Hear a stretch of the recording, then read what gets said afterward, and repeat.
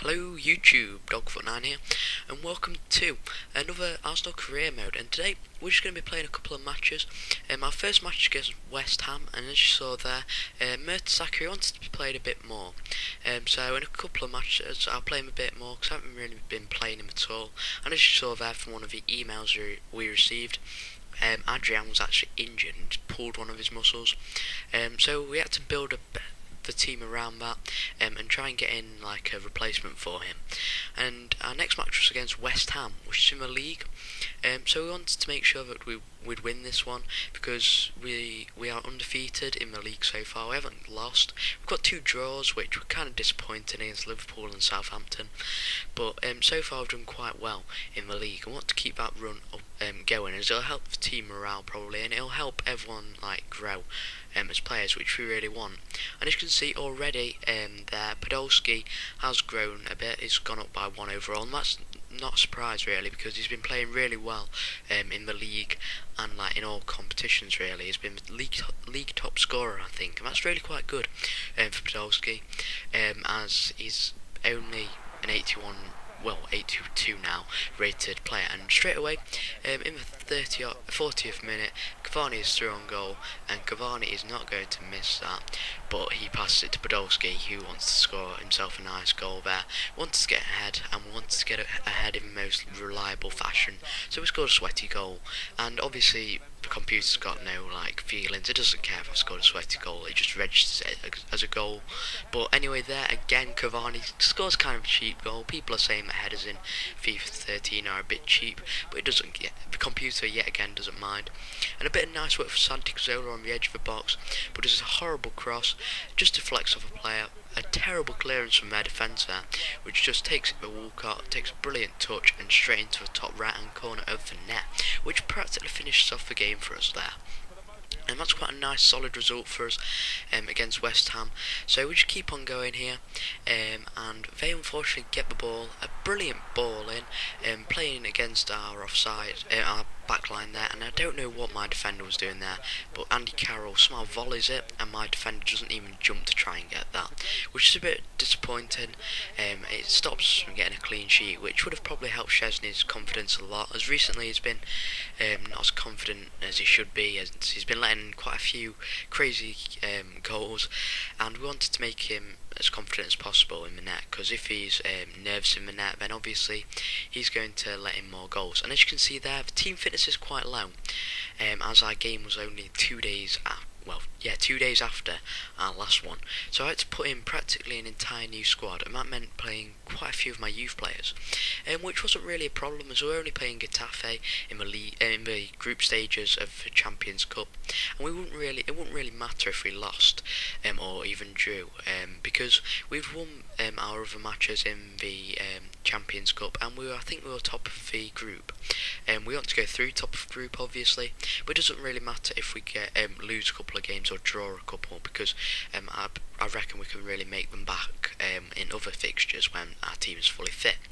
So we're giving a couple of the younger stars a chance, put Mertesacker on there, let him see if he's worth it, see if he's up to the challenge, as he thinks he's up to a challenge.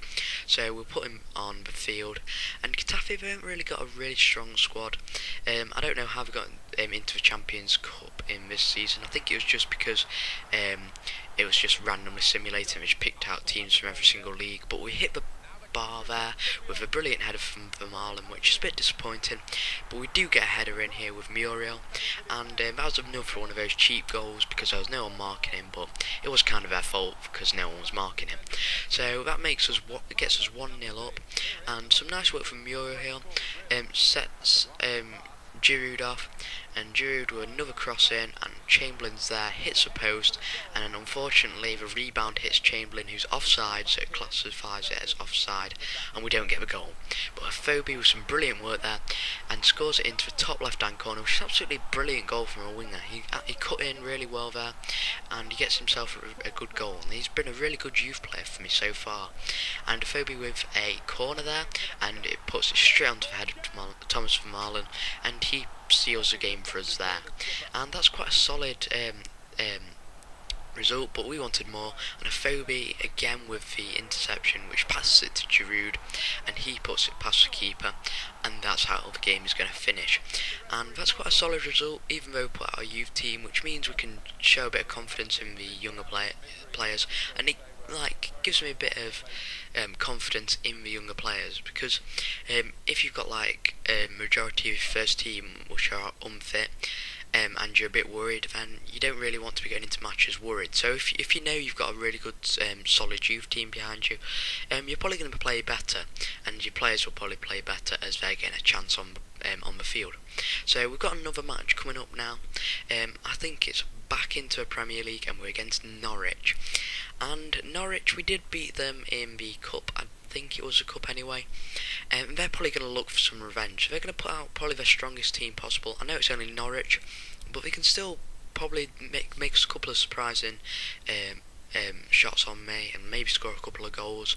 And I didn't want to make the same mistake as I did against Southampton, and that was underestimate them, because they're in the Premier League for a reason, all these teams, so they're going to be posing some sort of threat against me. And here we go, Norwich against Arsenal. We were away this time. I think we were at the Hawthorns, is it? I think that's the ground of Norwich. But we're just warming up here. Players are warming up, and as you can see, they have got quite a strong squad out for them. And I did kind of underestimate them a bit, and we nearly scored an own goal in the first couple of minutes. It might have been like Thomas Marlon's own goal in pre-season, but luckily Szczesny was there with his brilliant reflexes, and then a matter of minutes later, Santi Cazorla scores a brilliant goal. And Santi Cazorla hasn't really been doing much this season.